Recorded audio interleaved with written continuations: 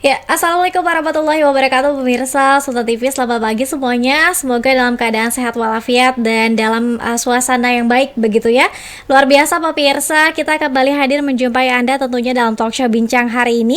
Kita akan membahas tema yang sangat menarik. Beberapa waktu lalu pemirsa bahwa Al-Khairiyah ini sudah melangsungkan dan juga sukses melangsungkan Muktamar ke-10 tahun 2021.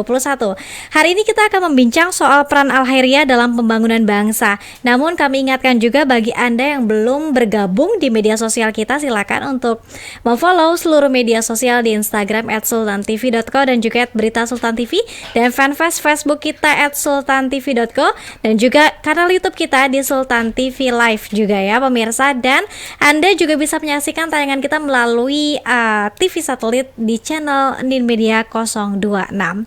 Di pagi hari ini pemirsa, saya sudah ditemani Bapak Dr. Haji Mahdum Bakhtiar MPD selaku Dewan Pakar PB Al-Khairiyah. Assalamualaikum Pak Mahdum. Waalaikumsalam warahmatullahi wabarakatuh. Sehat ya Pak? Alhamdulillah sehat. Baik, dan pemirsa kita juga sama-sama doakan bahwa Ketua Umum PB Al-Khairiyah sedang sakit. Semoga beliau bisa segera sehat walafiat dan juga bisa beraktivitas kembali. Amin. Baik, Pak Mahdum, kita akan bahas soal peran Al-Khairiyah dalam pembangunan bangsa. Barangkali mungkin Pak Mahdum bisa diceritakan dulu nih seperti apa kemudian perjumpaan Pak Mahdum dengan Al-Khairiyah selama ini, kemudian bagaimana perkembangannya dari tahun ke tahun. Ya, baik. Saya dengan Al-Khairiyah itu ya ibarat sudah menyatu ya. Sudah darah daging saya Al-Khairiyah itu, karena saya produksi Al-Khairiyah ya. Saya diproduksi Al-Khairiyah. Orang tua saya Al-Khairiyah, kakek juga Al-Khairiyah. Nah, saya juga pernah belajar di dunia pendidikan yang dikelola Al-Khairiyah. Kebetulan saya juga punya lembaga namanya Perguruan Islam Al-Khairiyah di Ranca-Ranji pada Rincang, Serang, Banten, di tingkat RA, MD, MTS, MA sampai perguruan tinggi. Nah, di situ saya mengelola lembaga pendidikan Al-Khairiyah. Tentu saja Al-Khairiyah ini dalam dunia pendidikan atau dunia peningkatan kualitas sumber daya manusia di Banten cukup berpengaruh signifikan menurut saya. Karena kalau membicarakan pendidikan pasti akan membicarakan Al-Khairiyah. Tidak bisa kita membicarakan pendidikan tanpa Al-Khairiyah. Kenapa? Karena Al-Khairiyah sudah menjadi diaspora ya, sudah menjadi lembaga pendidikan yang menyebar di Banten khususnya, di Indonesia umumnya. Nah, sampai sekarang ini kan sudah ada 11 provinsi ya yang memiliki pengurus daerah Al-Khairiyah. Itu artinya bahwa memang Al-Khairiyah sudah menyebar di seluruh Indonesia, terutama di 11 provinsi. Apalagi di Banten, dia cukup berperan juga dalam upaya peningkatan kualitas sumber daya manusia di Banten. Nah itu di Banten sendiri, dari tingkat pendidikan diniyah, sanawiyah, aliyah, banyak yang berlabel atau bernama Al-Khairiyah. Nah itu jadi menurut saya Al-Khairiyah di Banten cukup kontributif ya. Cukup memberikan manfaat bagi masyarakat Banten dan dalam rangka peningkatan tadi pembangunan bangsa ya, terutama di Banten itu. Khususnya dalam dunia pendidikan begitu ya Pak Mahdum ya. Nah, kemudian kemarin hasil dari Muktamar ke-10 tahun 2021 juga ini menyebutkan bahwa Al-Khairiyah akan ekspansi ke tidak hanya di Provinsi Banten. Tadi Bapak juga menyebutkan 11 provinsi, akan ditambah lagi ya Pak ya? Iya. Pasti dalam perkembangannya akan ada, karena tadi itu alumni Al-Khairiyah ini kan menyebar bukan hanya di 11 provinsi. Faktanya mungkin di luar 11 provinsi juga ada. Hanya sampai sekarang ini belum ke permukaan. Insya Allah nanti kita akan berusaha bagaimana alumni Al-Khairiyah di berbagai provinsi tersebut bisa juga membentuk pengurus daerah atau pengurus cabang, sehingga nanti akan memperbanyak ya cabang-cabang Al-Khairiyah di seluruh Indonesia, seperti itu. Saat ini baru 11 provinsi. Provinsi mana saja Pak? Ya diantaranya ya Jakarta, ya Jawa Barat, Jawa Tengah, Jawa Timur, Kalimantan Tengah, ya Lampung, Bengkulu, Sumatera Selatan, dan sebagainya. Luar biasa. Terdekat akan diproject di provinsi mana? Ya nanti terutama di Kalimantan juga kan banyak, Kalimantan Selatan juga, Kalimantan Timur juga ada, Sulawesi juga ada. Insya Allah itu akan menjadi target kita nanti. Baik Pak, kalau misalnya masih ada pertanyaan dari masyarakat dan juga pemirsa Sultan TV, misalnya apakah kemudian lulusan Al-Khairiyah ini hanya terkonsentrasi pada bidang agama saja atau seperti apa? Oh, sebenarnya itu anggapan yang menurut saya kurang tepat ya. Sebab Al-Heria itu bukan hanya melulu pendidikan agama ya, tapi juga pendidikan umum. Ya.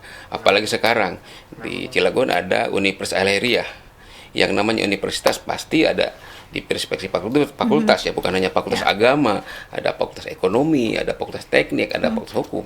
Ini sebagai jawaban bahwa Al-Heria tidak semata-mata mengurusi masalah agama, tapi masalah umum juga kita dipelajari seperti itu. Sains, teknik juga Iya, dipelajari sains, ya. teknik sebagainya.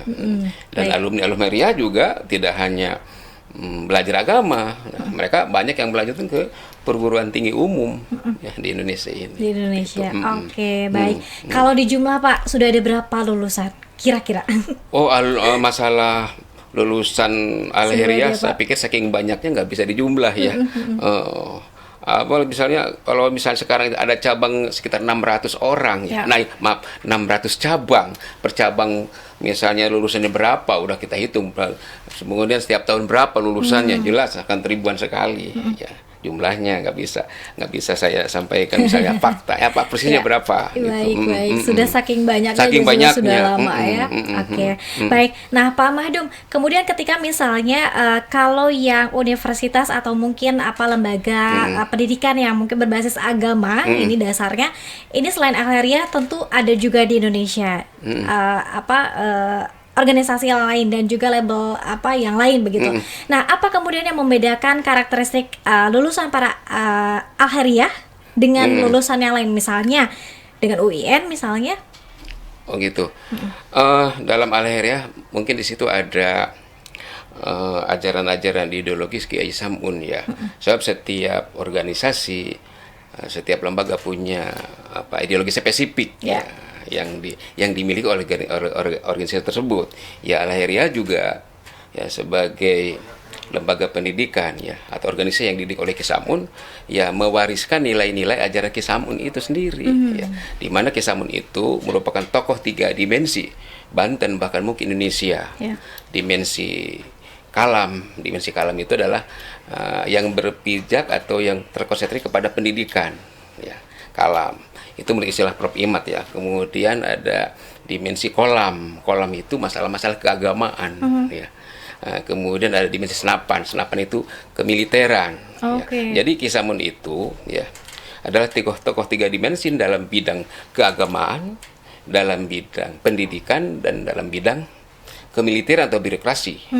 Bahkan beliau itu semasa hidupnya pernah juga menjadi seorang bupati, menjadi seorang militer. Ya. Pangkat terakhirnya adalah kolonel. Ya. Jadi tidak ada menurut saya di Banten ini figur yang memiliki kompetensi yang lengkap seperti Ki Samun gitu ya, di bidang kemiliteran, di bidang birokrasi, di bidang keagamaan, di bidang pendidikan seperti itu. Nah, maka dari itu kata saya itu ya ada ciri-ciri tertentu yang dimiliki oleh lembaga pendidikan Al-Heria dengan pendidikan yang lain seperti itu. Tadi itu cirinya adalah nilai-nilai ajaran Ki Samun seperti itu. Oke.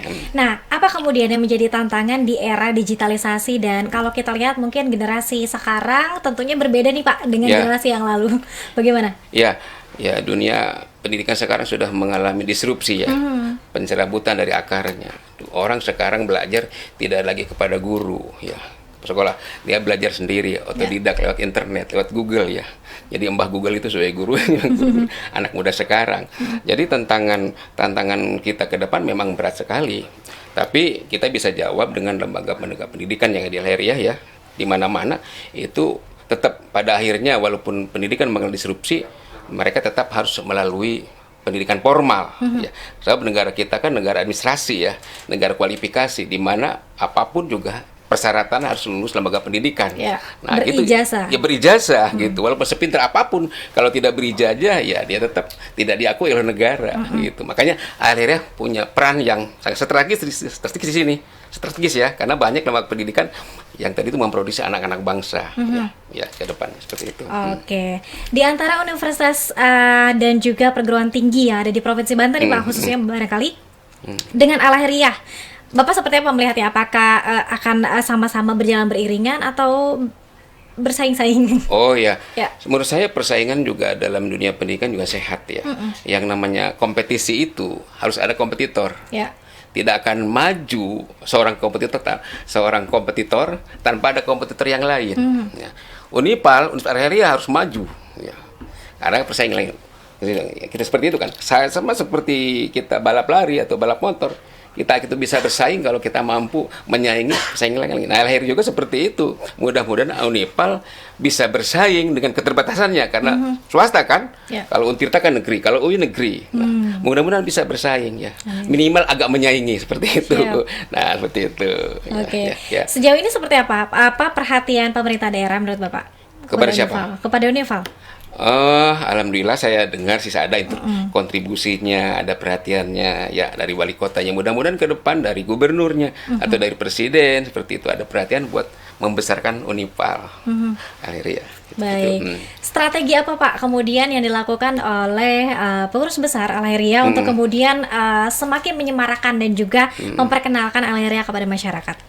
Ya tadi itu dengan kepemimpinan Pak Haji Ali Mujahidin ya, beliau punya kemampuan untuk melakukan sinergitas, koordinasi dengan komponen-komponen yang lain, dengan stakeholder. Insya Allah bisa. Jadi intinya adalah bagaimana koordinasi, komunikasi dengan instansi terkait, dengan pemerintah, ya, dengan stakeholder yang punya kapasitas atau misalnya kompetisi atau kewenangan untuk bersama-sama membangun Alheria. Itu. Oke. Ada target tertentu Pak di tahun 2021 ini? Target apa? Misalnya berapa jumlah mahasiswa begitu yang harus Ya dijaring? pasti rektor Unipal punya target ya. Setiap pimpinan kan punya visi dan misi ya. Nah itu visi dan misi itu kan bisa jadi target itu pasti punya mereka. Pasti ada ya. Ada. Oke, baik. Nah, kalau misalnya Pak ditanya kembali terkait dengan kontribusi untuk pembangunan bangsa, kemudian apa di posisi mana Alheria?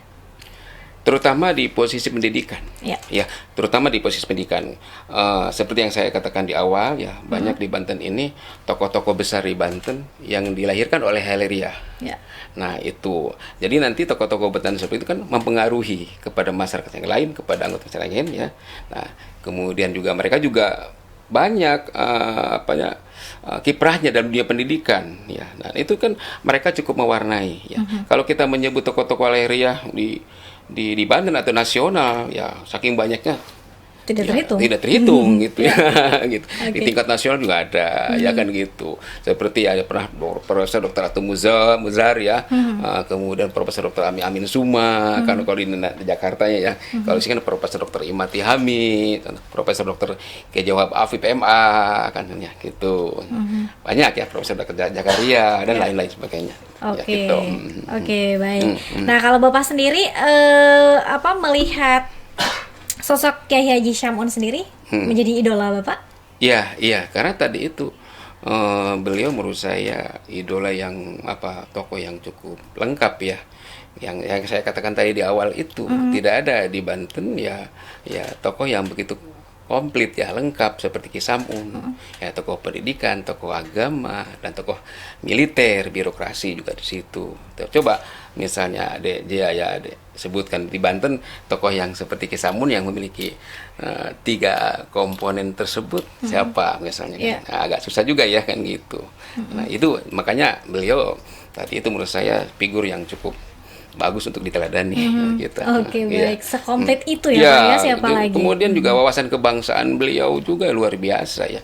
Jadi mereka itu bukan mereka ya, Pak Kiai Sam'un itu adalah seorang pedagog yang revolusioner ya, yang progresif, yang transformatif ya gitu. Yang punya visi untuk memajukan bangsa ini. Kemudian wawasan kebangsaannya, nilai-nilai kebangsaan yang beliau tanamkan itu kepada santri-santrinya dulu gitu. Tidak fanatik beliau. Iya gitu. Pada masanya pada tahun 25 itu ketika kiai-kiai yang lain di Banten melarang bahasa Inggris, bahasa Jerman, bahasa Belanda, beliau mengajarkan kepada santrinya itu. Kan itu sangat luar biasa menurut saya itu. Nah gitu. Pemikirannya sudah lebih maju. Luas maju. Sistem pendidikan di Banten pada waktu masih Sorogan, masih Bandongan ya. Beliau ubah menjadi sistem klasikal. Mungkin beliau lah satu-satunya tokoh di Banten yang mendirikan pondok pesantren Banten, pondok pesantren modern maksud saya. Gitu. Kalau yang lain masih Salafi gitu. seperti itu. Itu menurut saya tokoh besar Banten itu Ya. Kiai Samun. Oke, baik. Bapak terima kasih banyak. oke.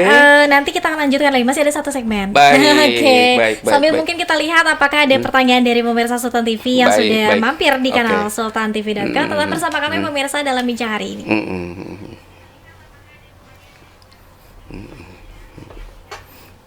Lumayan juga dia pertanyaannya.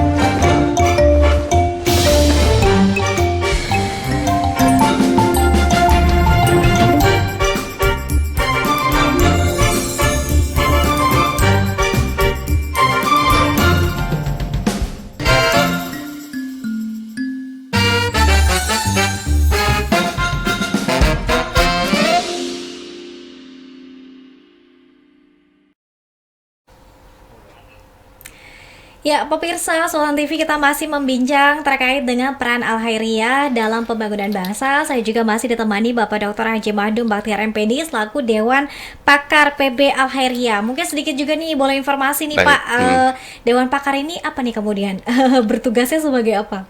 Ya kita kumpulan dari orang-orang yang expert di dalam dunia pendidikan, ya kepakaran Al-Khairiyah. Di situ kan ketuanya Profesor Dr. Haji M. Atihami, ya gitu. Jadi kepakaran itu artinya Dewan Pakar itu tugasnya adalah memberikan masukan-masukan kepada ketua umum, ya pengurus harian gitu.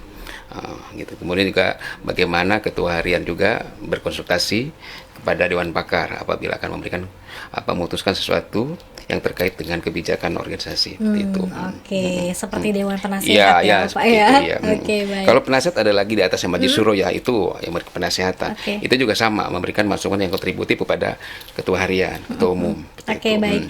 Nah, Pak Mahdum, bicara soal generasi dan juga kontribusinya untuk pembangunan bangsa kita saat ini, apa kemudian model khusus yang harus dimiliki oleh para generasi muda saat ini sih, Pak? Ya, mungkin itu tidak jauh beda dengan tujuan pendidikan itu sendiri, di mana tujuan pendidikan adalah mendewasakan manusia, ya, mendewasakan pikirannya, perkataannya, perbuatannya, dan itu harus disertai dengan PKS, bukan partai PKS ya, pengetahuan, keterampilan dan sikapnya atau akhlaknya. Itu pengetahuan, keterampilan dan sikap atau akhlak harus terintegrasi. Itulah yang disebut dengan kompetensi. Jadi kompetisi adalah ketika terintegrasi tiga komponen tersebut. Nah, bagaimana juga generasi muda ke depan yang memiliki ketiga hal itu terutama ya.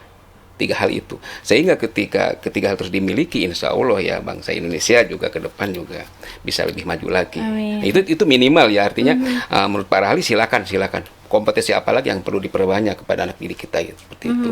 Oke, artinya penyeimbangan ilmu agama dengan ilmu di luar agama ini yang sangat penting. Iya penting ya, tadi itu akhlak itu juga termasuk di dalamnya agama ya. Nah, tanpa agama ya jadi jelas ya manusia akan tidak selamat ya kan gitu. Penting kalau itu sih agama jelas yang diutamakan saya. Ya, yang utama itu di luar PKS itu. Ya.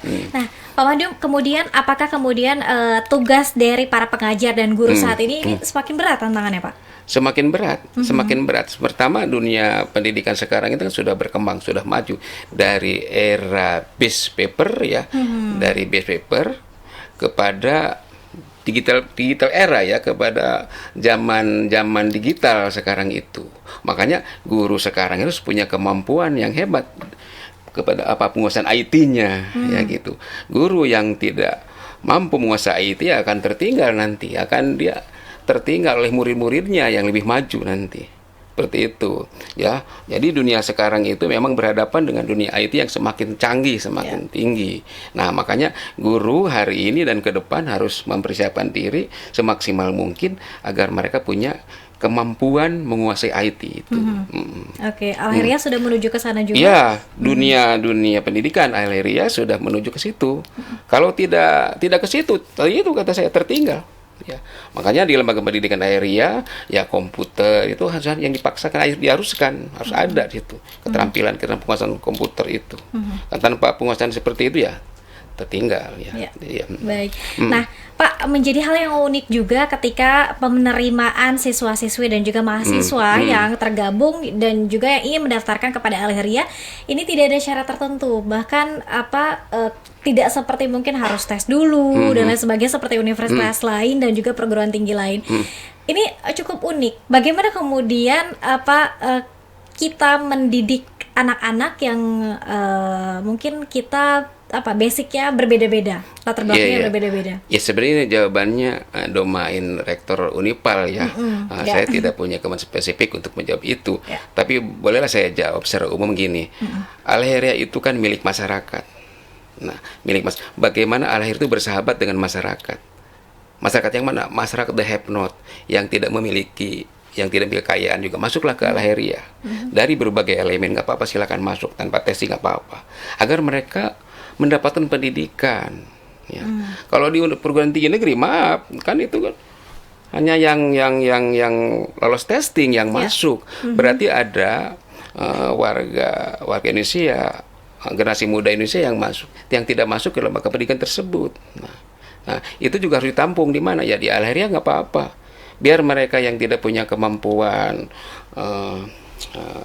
finansial, yang tidak punya kemampuan intelektual mungkin ya silakan masuk ke itu. Yang penting mereka belajar di Al-Khairiyah.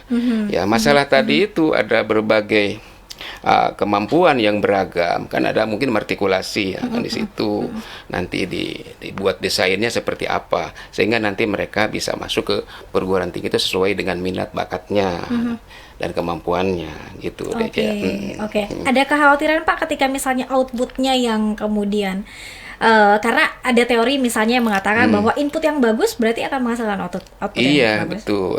Input, throughput, output ya. Outcome itu kan saling berkorelasi ya. Bahkan menurut Brubaker itu lembaga pendidikan itu minimal harus memiliki 7P ya. Apabila ingin disebut pendidikan yang berkualitas, ada personnya bagus, place-nya bagus, physical vehicle-nya bagus, prosesnya bagus, produknya bagus ya. Kemudian promosinya juga ada, payment-nya juga ada. Jadi 7 komponen itu yang bisa menentukan hebat dan tidak hebatnya sebuah pendidikan, sebuah lembaga pendidikan gitu.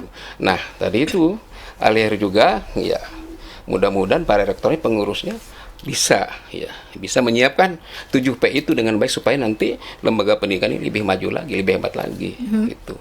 Oke. Tantangan yang harus paling dihadapi saat ini, Pak? Ya, tantangannya sih dalam dunia pendidikan di Indonesia ya secara umum ya. Kita itu masalah money, Oke. anggaran. Ya. Kenapa negara maju itu hebat ya seperti Amerika? Karena anggaran pendidikannya tinggi. Gitu. Nah, pada Indonesia hanya 20%, itu pun 20% dari APBN baru kemarin-kemarin kan. Dalam undang-undang itu tidak sejak zaman dahulu, tidak sejak zaman Soeharto. Makanya dunia pendidikan kita tertinggal karena tadi itu. Ya, politik anggarannya yang perlu diperkuat. Ya. Setiap bupati, gubernur, cobalah perbesar anggaran untuk pendidikan. Tidak mungkin lembaga pendidikan maju kalau pendidikannya, anggaran pendidikannya minim, sedikit ya. Kalau besar insya Allah. Bisa, insya Allah akan maju lembaga pendidikannya. Amin. Jadi prima usaha adalah anggaran, gitu, uang untuk membiayai dunia pendidikan itu. Termasuk pembiayaan infrastruktur. Iya jelas. Honor guru. Coba bayangkan honor guru aja sekarang di SD masih ada yang 300.000, cukup apa? Ya. Sementara upah minimum regional kabupaten kota di atas 3 juta, guru hanya 300.000. Ini yang jadi perhatian pemerintah daerah, bupati, wali kota, gubernur. Cobalah gitu. Jangan bicara tidak ada regulasi. Buat regulasi yang bisa membantu guru itu.